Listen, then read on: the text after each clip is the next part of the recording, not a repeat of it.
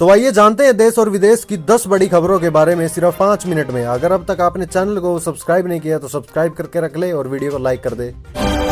Petrol diesel महंगा हो सकता है। कच्चे तेल का उत्पादन घटाएगा सऊदी अरब समेत 23 देश। जानिए कब और कितने बढ़ेगी कीमतें। सऊदी अरब समेत 23 देशों ने तेल के उत्पादन में कटौती करने का फैसला किया। सभी देश मिलकर हर रोज 19 करोड़ लीटर क्रूड ऑयल का उत्पादन कम करेंगे। इस वजह से तेल की कीमतों में प्रति बैरल $10 तक बढ़ोतरी होगी। इसका सीधा असर भारत समेत दुनिया भर में होगा। पेट्रोल और डीजल की कीमतों पर असर पड़ेगा। सीधे शब्दों में कहे तो आने वाले समय में पेट्रोल और डीजल महंगा होगा। सुप्रीम कोर्ट ने मलयालम न्यूज चैनल पर लगे बैन को हटाया। कहा सरकारी नीतियों की आलोचना एंटी नेशनल नहीं। सुप्रीम कोर्ट ने बुधवार को मलयालम न्यूज चैनल पर लगे केंद्र सरकार के बैन को हटा दिया। केंद्र ने राष्ट्रीय सुरक्षा का हवाला देते हुए मीडिया वन न्यूज चैनल से ब्रॉडकास्टिंग को रोक दी थी। सुप्रीम कोर्ट ने इस फैसले को रद्द करते हुए कहा कि सरकार की नीतियों और कदमों की आलोचना करना एंटी नेशनल नहीं कहा जा सकता। अदालत ने कहा कि राष्ट्रीय सुरक्षा का मुद्दा लापरवाह तरीके से उठाया गया। बैन लगाने के लिए फैसला सही साबित करने के लिए केंद्र कोई फैक्ट या सबूत पेश नहीं कर पाया।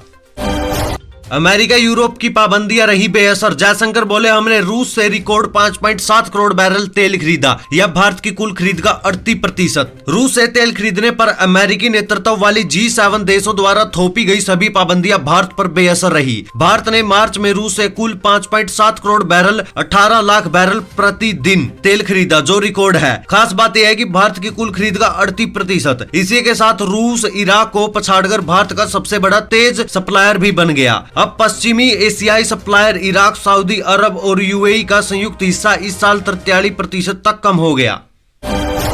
ट्विटर के नए लोगों पर जमकर शेयर हुए मेम्स। यूजर्स बोले सुना था हर कुत्ते का दिन आता है, आज देख लिया। माइक्रो ब्लॉगिंग साइट ट्विटर का लोगो नीले रंग की चिड़िया से भूरे रंग का डॉग बना दिया। खास बात यह है कि जिस डॉग की इमेज को ट्विटर का लोगो बनाया गया वो इमेज इंटरनेट पर पहले से बहुत फेमस है। यह इमेज फनी मीम्स में काफी समय से यूज की जा रही है। अब इसे लेकर ट्विटर पर जमकर मीम्स शेयर किए जा रहे हैं। लोकसभा राज्यसभा 2 बजे तक स्थगित। अडानी हिंडनबर्ग मामले में जेपीसी की मांग को लेकर विपक्ष का हंगामा। कल सत्र का आखिरी दिन। 13 मार्च को शुरू हुए संसद के बजट सत्र का 14वां दिन। कांग्रेस ने अपने सभी सांसदों को काले कपड़े में संसद आने का निर्देश दिया। कांग्रेस सत्र शुरू होने के दिन से ही अडानी हिंडनबर्ग मामले पर संयुक्त संसदीय समिति जेपीसी की मांग को लेकर सरकार पर हमलावर है। कल सत्र का आखिरी दिन है।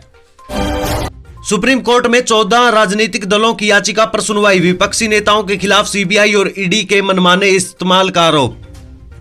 कांग्रेस समेत देश के 14 राजनीतिक दलों की याचिका पर सुप्रीम कोर्ट में बुधवार को सुनवाई होगी। याचिका में केंद्र सरकार पर ईडी और सीबीआई के दुरुपयोग का आरोप लगाया। इन दलों का कहना है कि केंद्रीय जांच एजेंसियों के जरिए विपक्षी नेताओं को निशाना बनाया जा रहा है, इसलिए इन एजेंसियों के लिए गिरफ्तारी व जमानत के मामले में कोर्ट गाइडलाइन तय करे। मामले की सुनवाई सीजीआई डीवाई चंद्रचूड़ की अध्यक्षता वाली बेंच करेगी। पंजाब सीएम भगवत मान की युवाओं से बात। बोले नौजवान आइडियाज लाए, सरकार डेवलप करने में मदद करेगी। पंजाब के मुख्यमंत्री भगवत मान ने बुधवार की सुबह सोशल मीडिया पर आकर नौजवानों से बात की। मुख्यमंत्री ने कहा कि पंजाब के नौजवान अपने रोल मॉडल खुद बने, न कि हर 2 महीने बाद दूसरे रोल मॉडल बना ले। पंजाब के नौजवान बहुत ही काबिल हैं। हमारी पंजाबी नौजवानों ने विदेश में जाकर कड़ी मेहनत की, जिसकी बदौलत आज वह विदेश में वहाँ के मूल निवासियों से आगे पहुँच गए। 80% आबादी को मुफ्त कानूनी मदद की जरूरत। इंडिया जस्टिस रिपोर्ट में दावा। एमपी में 10 लाख आबादी पर 18 लाख जज, देश में सिर्फ 15।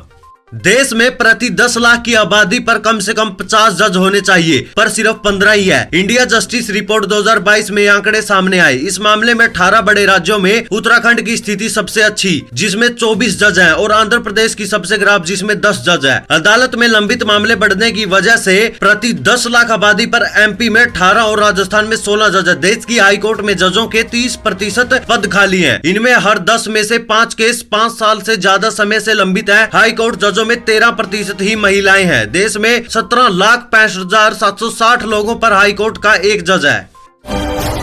राहुल गांधी न तो सावरकर बन सकते और न ही गांधी। महाराष्ट्र के डिप्टी सीएम बोले सावरकर बनने के लिए कुर्बानी देनी पड़ती है।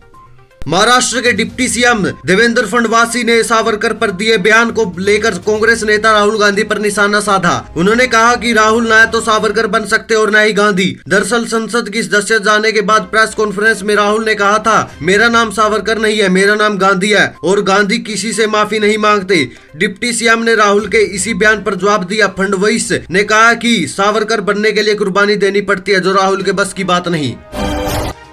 भारत के विरोध के बावजूद नहीं रुका चीन, अरुणाचल प्रदेश को फिर अपना हिस्सा बताया, कहा अपने अधिकारियों के तहत नाम बदलें।